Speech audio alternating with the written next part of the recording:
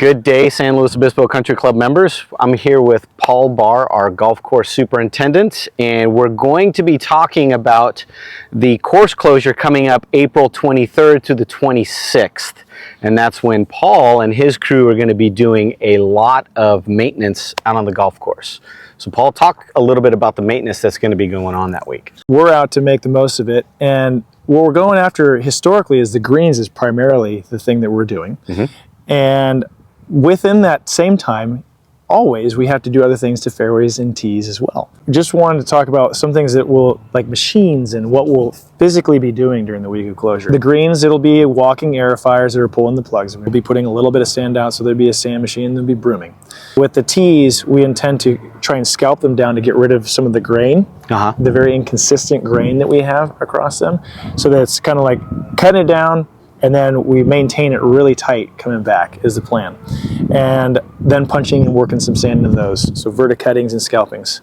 And the fairways, we do what's the shockwave. And we have to do that twice a year, because what's helping is that's actually giving life to the drains that we put in the fairways. Gotcha. And so by putting the shockwave across, it's opening up slits with right over the surface of these drains and through the sand layer that we are creating and establishing to marry them to the native soil. And so we'll be using the shockwave machine. We'll be sand punching, putting sand into those areas too through another varying depths.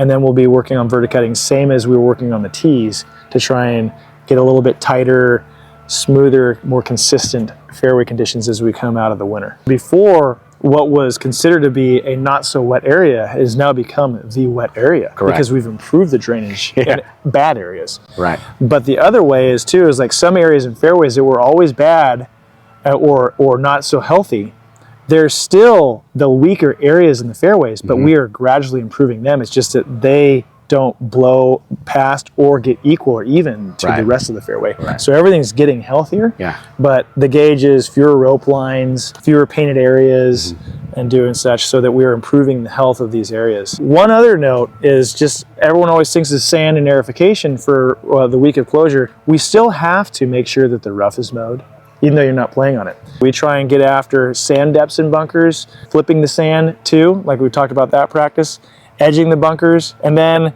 even the varying edge of the bunker, we're making sure that we're reestablishing that, because we can tell where the edge of the liner is, and that's to protect this nice natural native look, so that the kikuyu doesn't become solid, equal, even parallel railroad tracks. So lots of stuff. We're just kind of kicking the dust off everything as we went through the winter, and here we are in the spring. Yeah, so again, like you said, not only do you have your task of the large maintenance that you're going to be doing that week, but then you have your daily maintenance that you can't get away from, especially during the grow season. So all of these tasks lead to much longer days for the guys to be working. So yeah, we're even breaking out the irrigation system.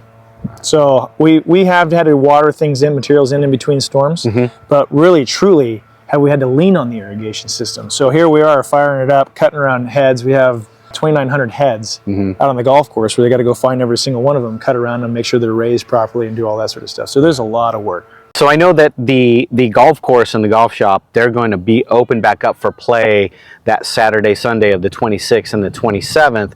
What should be, or what could be some of the expectations that the members are going to receive when they actually go play that day?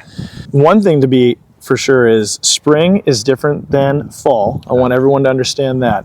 And with the spring, a lot of people that have been here long enough will come and go, are you doing the big holes, or are you doing the small holes? Right? And it's a great question. And I'd love to talk more about why big and why small when it comes to holes on the greens. But in the spring, we're doing the smaller holes. We figure out how many of the smaller holes we're punching based on soil tests that let us know how much organic matter that we're trying to remove in the top 2 inches. The greens, when you come back, are going to have much smaller holes and way less sand than what you would see in the fall. They're still going to be sandy, and they're still going to be bumpy and not smooth and not putting true. But the goal with that is to mend them up as fast as possible. Mother Nature kicks in, gives us long days and everything else, warm soil temperatures, and we're able to get those greens to tighten up as quick as possible. So with the sand out on the greens, but we're also going to have sand in fairways and tees. Is that also going to be the process as well? You're correct, yes. The same thing is about the fall versus the spring is because we are ramping up, fertilizers are just becoming more active, turf is just starting to grow, we're not as aggressive with how much sand we put out, because even in the fall, we want the sand to disappear just as fast as you can, Right. but we have an amount of sand that we want to put out every year specific to our golf course to help remedy issues that we've had historically in the past. Gotcha.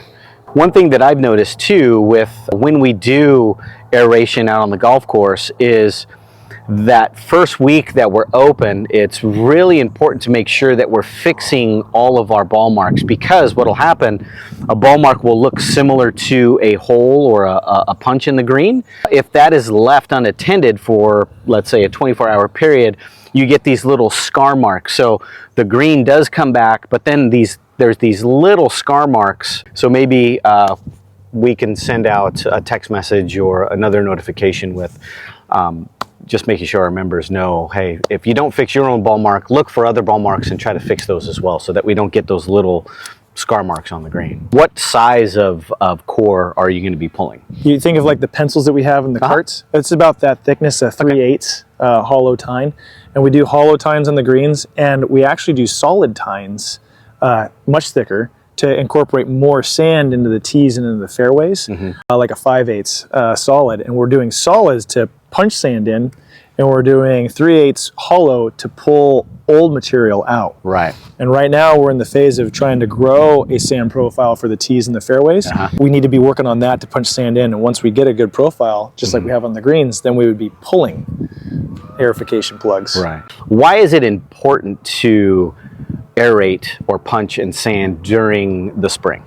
We don't want to be stuck with any sort of rain. Rain's not going to help with the process. Right. Makes it really messy. But on top of that, in the winter months or in the summer months when we're hottest with longest days are the times when the roots are not capable of tolerating all that traffic. And so you want to find the best peak seasons. And of course, that's when everyone's like, well, everything's getting just right. And that's also Mother Nature saying, this is when you do it. Well, again, I'd like to thank the members for paying attention to the video and really dissecting what we're talking about during that week of closure. If you have any other questions, please feel free to either email myself or email Paul. But just wanted to give the members just a little bit of a window of what Paul and his crew are going to be doing during that week of closure, along with expectations of the golf course. Thank you very much for your time and for following. Yes, thank you.